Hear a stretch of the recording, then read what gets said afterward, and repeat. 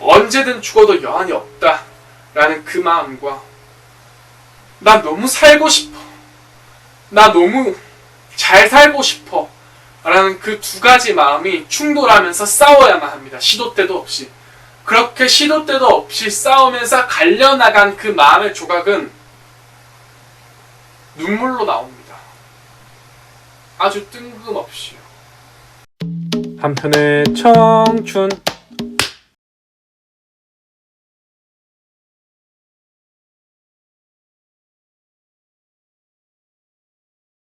안녕하십니까. 한편의 청춘 한춘입니다.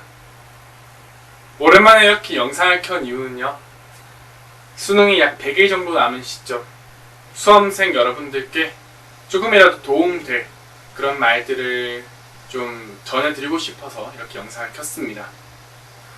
수험생들 뿐만 아니라 뭔가 간절히 이루고자 하는 사람들, 그 사람들에게도 충분히 자극과 동기부여, 또 도움이 될 수 있는 그런 말들이기 때문에 영상을 한 번씩 봐주신다면 감사하겠습니다. 제가 여러분들께 드릴 말은요, 크게 4가지 핵심입니다. 먼저, 첫 번째, 믿으세요. 여러분들의 학교마다 전설처럼 내려오는 이야기가 있을 것입니다. 내신 성적이 거의 밑바닥이었던 선배가 정말 열심히 노력한 끝에 상승 곡선을 그리고 또 수능에서 대박을 쳤다더라. 그래서 좋은 대학교에 갔다더라 라고 하는 전설 말이에요. 여러분들은 그 전설을 믿으십니까? 믿으셔야 됩니다. 나도 그 전설 속 주인공이 될 수 있다라는 확신을 가지셔야 돼요. 꿈은요, 믿는 자들이 이룰 수 있습니다. 아무것도 믿지 않으면 도대체 어떻게 자신이 원하는 바를 이룰 수 있죠? 믿으세요.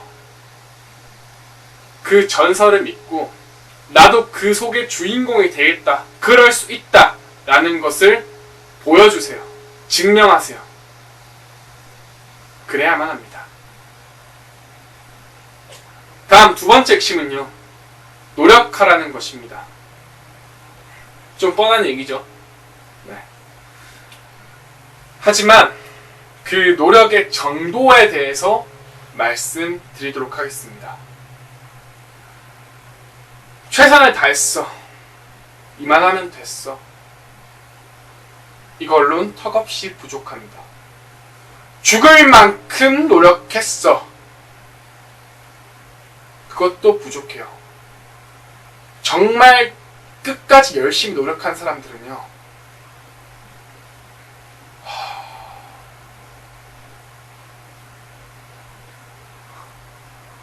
진짜 죽을 것 같아. 근데 이렇게 지금 당장 죽는 것도 나쁘진 않네.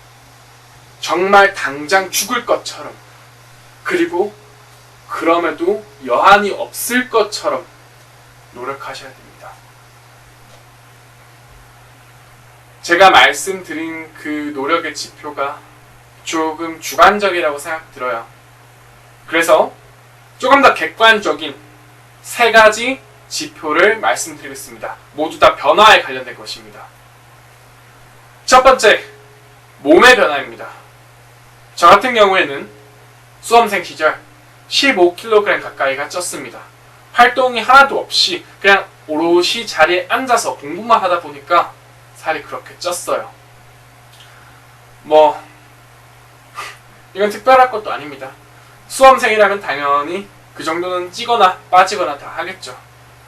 제가 말씀드릴 수 있는 몸의 변화는 조금 더 확실한 것이어야 됩니다.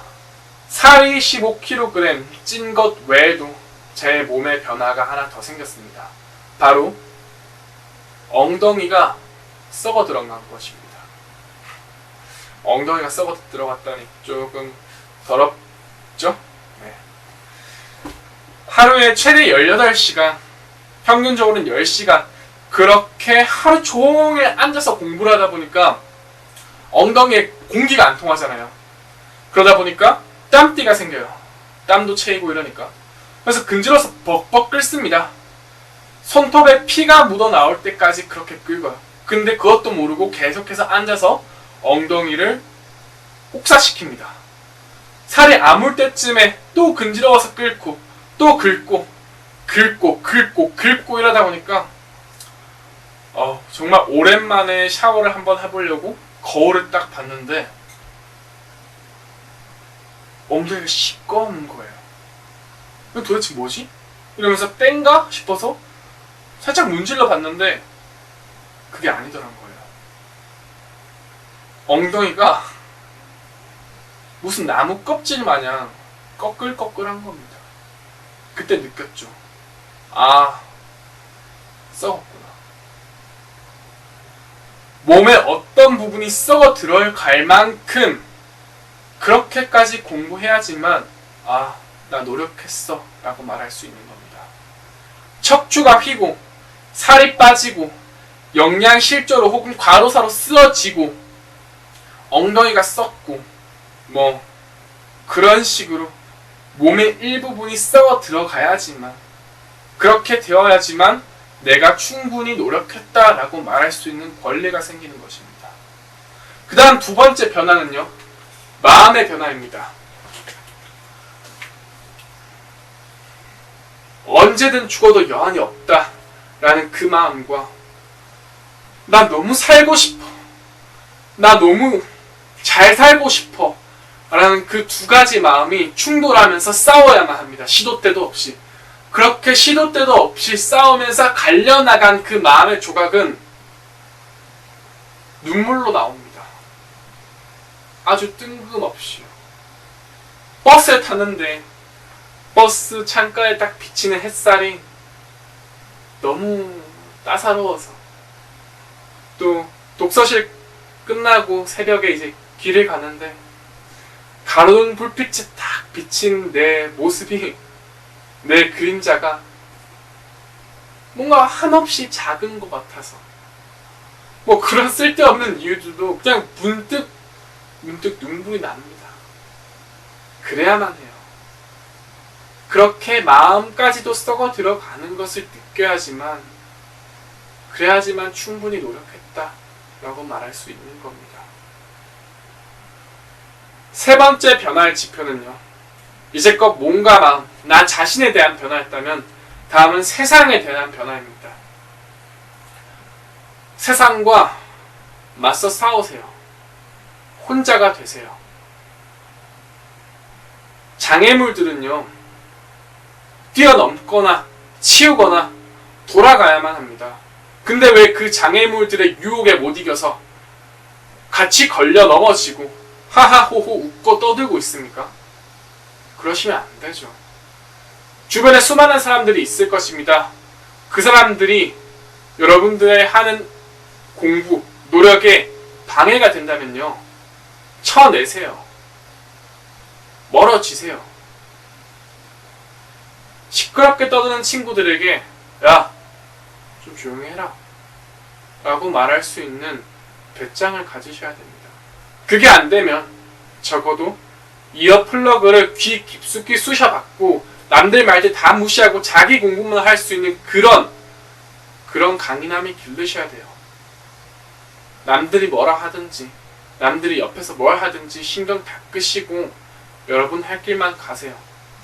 오로지 혼자가 되셔야지만 자기가 가야 할 길이 어딘지를 깨닫고 그리고 바르게 나아갈 수 있습니다.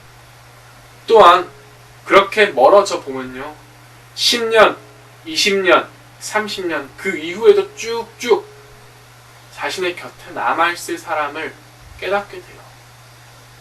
이렇게 몸과 마음 그리고 세상에 대한 태도 세 가지 변화가 있어야지만 여러분들은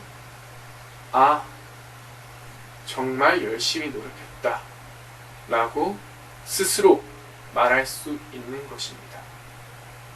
다음 세 번째 핵심은요, 끝까지 가라는 것이에요. 이 역시 조금 뻔하죠. 물은 100도씨에서 끓습니다. 100도씨가 되기 전까지는 끓어오르지 않아요. 여러분들 지금 수능이 약 100일 정도 남았죠? 마치 무슨 상징 같네요. 끝까지 가셔야 됩니다. 끝까지 가셔야만 끓어오를 수 있고 피어날 수 있어요. 산을 오른다고 생각해 볼게요. 우리는 살면서 수많은 삶들을 올라가게 됩니다. 산을 한 번도 안 오른 사람이 있고요. 올라가다 산 중턱에서 멈춘 사람이 있어요. 그리고 산을 끝까지 오른 사람이 있습니다. 그 세 사람 중에서 누가 더 넓고 아름다운 풍경을 만끽할 수 있을까요? 바로 끝까지 오른 사람이죠. 산을 끝까지 오른 사람만이 더 넓은 시야로 더 애틋하게 삶을, 풍경을 만끽할 수 있을 것입니다. 그리고 그렇게 끝까지 올라본 경험은 그 다음 산에도, 그 다음 산에도 끝까지 올라갈 수 있는 체력으로 또 관성으로 남아있을 수 있을 것입니다. 다음 네 번째는요. 돌아보라는 것입니다. 돌아본다는 건 두 가지 의미가 있어요. 첫 번째, 분석하세요. 여러분들은 지금껏 수많은 문제지를, 모의고사를 풀어왔을 것입니다. 거기서 자기가 틀린 것은 어떤 것인지, 자신의 한계는 무엇인지, 또 내가 100% 맞출 수 있는 문제는 어떤 유형인지 그런 것들을 차분하게 분석하세요.